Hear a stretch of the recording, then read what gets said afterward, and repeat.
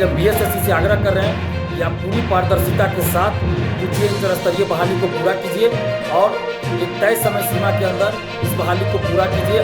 10 से 12 महीने यानी 1 साल के अंदर इस बहाली को पूरा कर दीजिए। अगर हो सके संभव हो तो 8-9 महीना में पूरा कर दीजिए, लेकिन 1 साल से अधिक नहीं जाना चाहिए ये बहाली।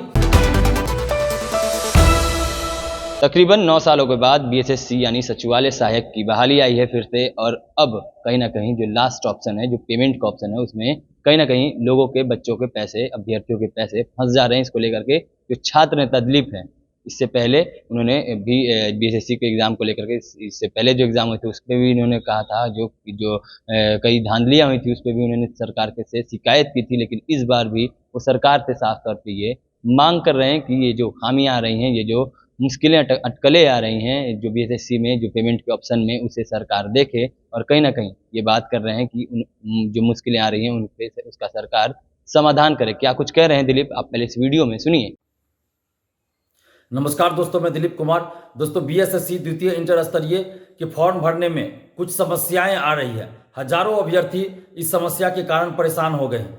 अभ्यर्थी हमें फ़ोन करके बता रहे हैं कि उनका पेमेंट फंस जा रहा है और फॉर्म नहीं भरा पड़ा है।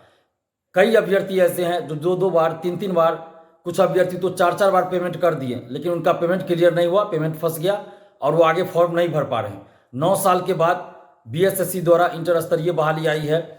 लाखों अभ्यर्थी इस वैकेंसी का इंतजार कर रहे थे और अभी फॉर्म भरने में जो समस्या आ रही है, तो इस समस्या की वजह से फॉर्म भरने से वंचित हो जा रहे हैं। तो हम बीएसएससी से आग्रह करते हैं कि जल्द से जल्द इस समस्या का समाधान किया जाए, ताकि लाखों अभ्यर्थी जो 9 साल से इस वैकेंसी का इंतजार कर रहे थे वो फॉर्म भरने से वंचित ना रहें।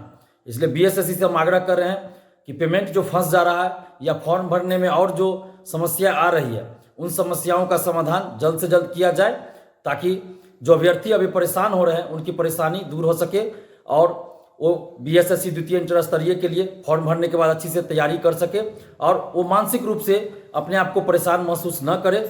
इसलिए जल्द से जल्द समाधान किया जाए। और साथ ही बीएसएससी से हम ये भी आग्रह कर रहे हैं कि इस बीएसएससी द्वितीय इंटर स्तरीय बहाली में पूरी तरह पारदर्शिता लाई जाए, क्योंकि अभी तक बीएसएससी द्वारा जो परीक्षाएं हो रही है उसमें न तो ओएमआर सीट की कार्बन कॉपी दी जाती है परीक्षा बाद, न ही परीक्षा के बाद क्वेश्चन बुकलेट दिया जाता है, न आंसर की जारी होता है, न कट ऑफ और न ही मार्क्स बताया जाता है।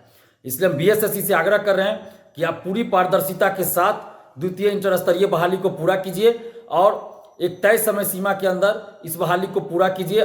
10 से 12 महीने यानी 1 साल के अंदर इस बहाली को पूरा कर दीजिए। अगर हो सके संभव हो तो 8-9 महीना में पूरा कर दीजिए, लेकिन 1 साल से अधिक नहीं जाना चाहिए ये बहाली, क्योंकि इसमें पीटी के बाद फिर मुख्य परीक्षा होनी है, टाइपिंग होनी है, तो इसलिए थोड़ा समय इसमें लगेगा। हम भी समझ सकते हैं इस बात को, अभ्यर्थी भी समझ रहे हैं।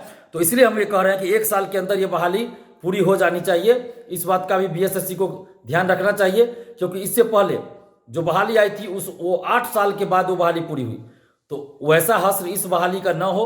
इसलिए पूरी पारदर्शिता के साथ 1 साल के अंदर द्वितीय इंटर स्तरीय बहाली को पूरा किया जाए और इसमें परीक्षा समाप्ति के बाद ओएमआर सीट की कार्बन कॉपी और क्वेश्चन बुकलेट परीक्षार्थियों को दिया जाए, आंसर की जारी हो, जब रिजल्ट आए तो कट ऑफ सभी का मार्क्स जारी होना चाहिए और परीक्षा में जो भी व्यवस्था बीपीएससी के द्वारा की जाती है उन सारी व्यवस्थाओं को बीएसएससी के द्वारा भी किया जाए, ताकि किसी भी तरह की गड़बड़ी ना हो, पेपर लीक की जैसी समस्याएं ना आए और किसी भी तरह से धांधली सेटिंग की बातें ना हो। इसलिए बीपीएससी के द्वारा जो भी व्यवस्था अपनाई जाती है परीक्षा कराने के लिए, उन सारी व्यवस्थाओं को बीएसएससी भी लागू करे। हम बीएसएससी से ये आग्रह कर रहे हैं। और अभी जो समस्या आ रही है फॉर्म भरने में कि पेमेंट फंस जा रहा है या और भी जो समस्या है, उन सभी समस्याओं का जल्द से जल्द समाधान करे बीएसएससी। हम यही बीएसएससी से आग्रह कर रहे हैं। धन्यवाद, जय हिंद। तो आपने सुना दिलीप को, उनका साफ तौर पे कहना है कि बीएसएससी में जो खामियां आ रही हैं, जो पेमेंट के ऑप्शन में जो खामियां आ रही हैं, जो अटकलें आ रही हैं, ये कहीं ना कहीं अभ्यर्थियों का